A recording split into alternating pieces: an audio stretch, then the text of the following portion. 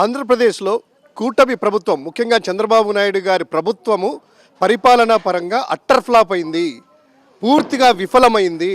5 రోజులుగా ఆంధ్రప్రదేశ్ రాష్ట్రంలో petrol diesel పూర్తిగా దొరక్కపోవడము, లేదా క్యూలలో నిలబడి గంటల తరబడి రోజుల తరబడి నిలబడితే కేవలము 1000 రూపాయలకో 1500 రూపాయలకో పట్టిస్తా ఈరోజు వాహనదారులందరూ కూడా ఇబ్బందులు పడుతున్నారు, రైతులంతా ఇబ్బందులు పడుతున్నారు.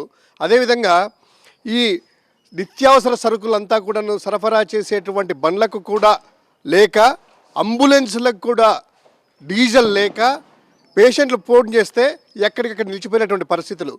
హైదరాబాద్ నుంచి ఇక్కడికి విజయవాడకు వస్తూ ఉంటే ఆంధ్రప్రదేశ్ మధ్యలో డీజిల్ అయిపోయేసి డీజిల్ దొరక్క ప్రైవేటు బస్సు మధ్యలోనే ఆగిపోయినటువంటి దృశ్యాలను ఈరోజు చూస్తూ ఉన్నాము. ఇది పూర్తిగా చంద్రబాబు నాయుడు గారి సర్కార్ పూర్తిగా విఫలమయ్యారు.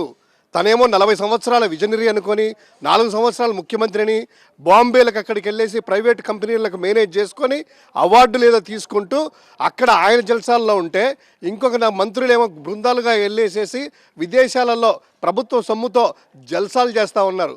ఇక ఆయన సుపుత్రుడు షాడో డిఫాక్టో సీఎం